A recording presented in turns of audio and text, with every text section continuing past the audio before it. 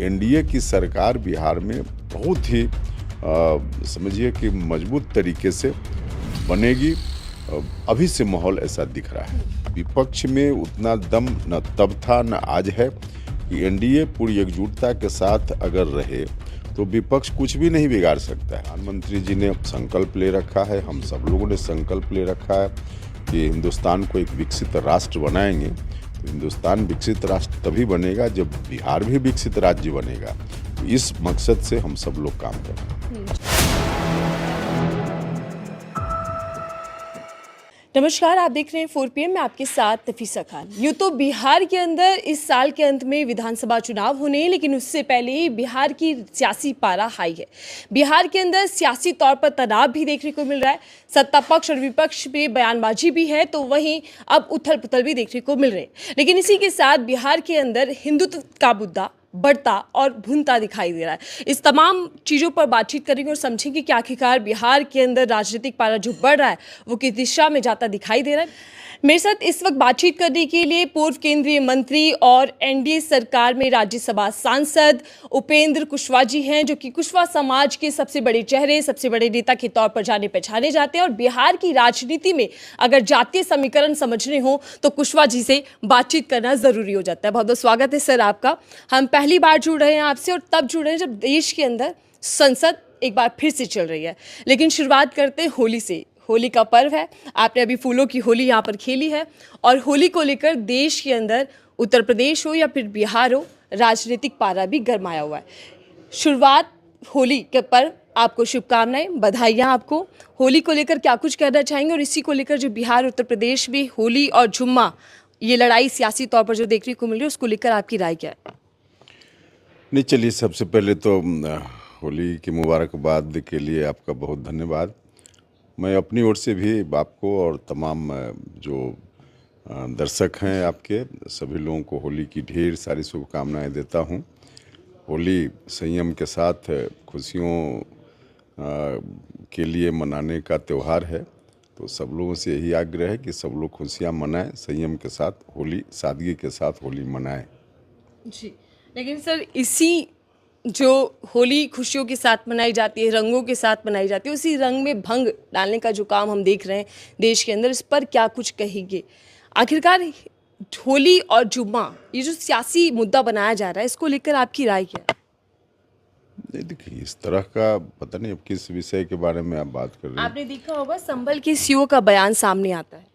देखो, अब बिहार के कंटेक्स्ट में अगर बात करनी है, बाकी देश भर में अलग इतना बड़ा देश है, कुछ होते रहता है, लेकिन उसका कोई बहुत बड़ा इम्पैक्ट हमारा जो ताना बाना है सोसाइटी का उस पर नहीं पड़ सकता है, क्योंकि हमारा देश ऐसा है जो यूनिटी अमॉन्ग डाइवर्सिटी है। जी। तो हमारे यहाँ हर तरह के लोग हैं, हर जाति के लोग, हर धर्म के लोग, हर तरह की आस्था के मानने वाले लोग।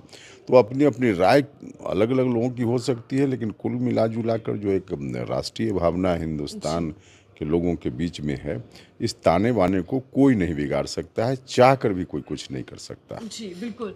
और इसी के लिए हमारा देश भारत जाना भी जाता है। सर बिहार के अंदर चुनाव अभी बेहद दूर दिखाई दे रहे हैं, काफ़ी मंद हैं, लेकिन उससे पहले ही जो राजनीतिक पारा देखने को मिल रहा है उसको लेकर आपकी क्या समझ है?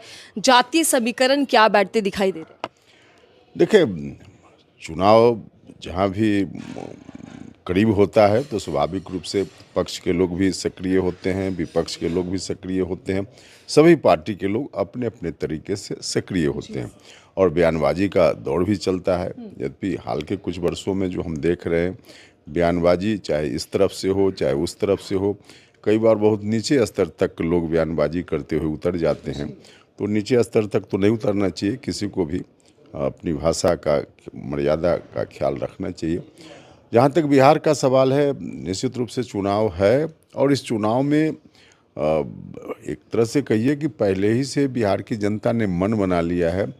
एनडीए की सरकार बिहार में बहुत ही समझिए कि मजबूत तरीके से बनेगी। अभी से माहौल ऐसा दिख रहा है। राष्ट्रीय लोक मंच आपकी पार्टी है जो आपने हाल फिलहाल में बनाई थी कुछ साल पहले ही। आप समर्थक भी हैं, सहयोगी भी हैं एनडीए सरकार में, लेकिन सर सवाल ये है कि आपने कुछ समय पहले एक बयान दिया था कि एनडीए को एनडीए ने हराया है, और जो सीटें कम आई एनडीए की, उसके पीछे क्या बड़ी वजह आप देखते हैं? देखिए, उसके बारे में वहाँ पूरा बिहार एनडीए नहीं हारा। एक इलाका है जो शाहाबाद का इलाका और थोड़ा मगध का इलाका, वहीं से एनडीए की ज़बरदस्त हार हुई है। तो एनडीए अपने कारण से हारा है। विपक्ष में उतना दम न तब था न आज है कि एनडीए पूरी एकजुटता के साथ अगर रहे तो विपक्ष कुछ भी नहीं बिगाड़ सकता है। उस समय निश्चित रूप से एनडीए के अंदर ही कुछ लोग लग गए एनडीए के उम्मीदवार को हराने में, इसके कारण वैसी स्थिति बनी, वरना कहीं से एनडीए को कोई चैलेंज न तब था न आज है। वहाँ वक्फ संशोधन को लेकर आपकी क्या नज़रिया है, क्या ये ज़रूरी है? देखो, उसके लिए तो जेपीसी में मामला गया था और वहाँ से फिर अब हाउस में आएगा। हाउस में आने दीजिए, अब किस रूप में अमेंडमेंट के बाद आता है हम लोग देखते हैं, उसके बाद फिर बताएंगे। लेकिन आपने कहा था कि कुछ बिंदुओं को लेकर आपको भी आपत्तियां हैं। हाँ, तो इसलिए हमने कहा कि अब जेपीसी में जब बिल गया था तो उस पर क्या क्या संशोधन हुआ नहीं हुआ उसकी पूरी जानकारी पहले आ जाने दीजिए, फिर देखते हैं कि क्या है उसमें। बिहार के अंदर सर सवाल ये उठ रहा है कि क्या एनडीए का चेहरा नीतीश कुमार ही होंगे? आप पहले उनकी पार्टी में भी रहे हैं, लेकिन अभी तक सहमति बनती हुई दिखाई नहीं दे रही। नीतीश कुमार साथ हैं या फिर एक अलग रास्ता अपनाते हुए दिखेंगे? नहीं नहीं, कहाँ इसमें असहमति जैसा है, पूरे तौर पे सहमति है। नीतीश कुमार जी के नेतृत्व में एनडीए चुनाव लड़ेगा, नीतीश कुमार जी के नेतृत्व में एनडीए जीतेगा और नीतीश कुमार जी के नेतृत्व में अगली सरकार फिर बनेगी। इसमें असहमति जैसा तो कहीं है ही नहीं, सब लोग सहमत हैं इसमें। नीतीश कुमार चेहरा होंगे सीएम का? बता तो रहे हैं कि मुख्यमंत्री फिर से नीतीश कुमार जी बनेंगे, एनडीए की ओर से कहा जा चुका है। हिंदुत्व का मुद्दा, सर आपने देखा होगा बागेश्वर धाम के जो धीरेन्द्र शास्त्री, उनका बयान एक बार फिर आज आया है कि भारत को हिंदू राष्ट्र घोषित किया जाए। बार बार हिंदुत्व के मुद्दे को उठाना, और इसी के साथ पीएम मोदी उनके साथ मंच भी साझा करते। क्या बीजेपी की भी वही सोच और वही मंशा है?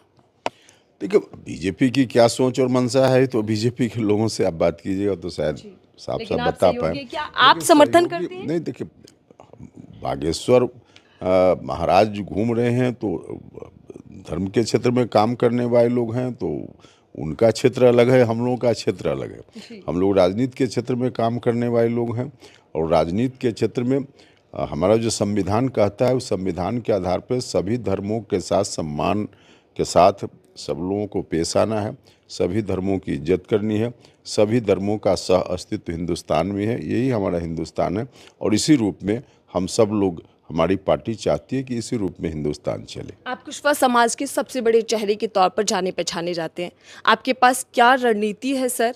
24 का साल बीत चुका, 25 लग चुका है और विकसित भारत की बात पीएम मोदी करते हैं। आपके पास क्या अपनी रणनीति है अपने समाज के लिए? नहीं, देखिए, हमने कभी दावा नहीं किया है और आज भी हम नहीं दावा कर रहे हैं कि हम कुशवाहा समाज के सबसे बड़े नेता है क्या हैं। हम समाज के सभी वर्ग के लोगों को जोड़ कर ले चलते हैं। हमारी पार्टी कोई एक जात के लिए पार्टी नहीं है, कोई पार्टी एक जात के लिए होती भी नहीं। पार्टी सभी जात के लोगों के लिए है और हम तो समाज में जो दबे कुचले शोषित पीड़ित लोग हैं, जिनको अभी तक न्याय नहीं मिला या जिनको समाज की मुख्य धारा से अभी तक जोड़ा नहीं जा सका है, वैसे तमाम लोगों को हम लाना चाहते हैं समानता के धरातल पे और उस रूप में हम काम कर रहे हैं। जहाँ तक हमारी पार्टी का सवाल है तो हमारी पार्टी एनडीए में है और एनडीए में मजबूत सहयोगी के रूप में हम काम कर रहे हैं, आगे भी करते रहेंगे। सर आप पूर्व केंद्रीय मंत्री रहे और फिर से चर्चाएं भी हैं कि आपको फिर से कोई ना कोई मंत्रालय दिया जाएगा, कितनी उम्मीदें हैं इस बार? नहीं, हमारा ध्यान इन बातों पर बिल्कुल नहीं है। हमारा जो काम है, अभी बिहार में चुनाव आ रहा है, उस चुनाव की तैयारी मजबूती से, ताकि एनडीए मजबूती से फिर चुनाव जीते, सरकार बनाए।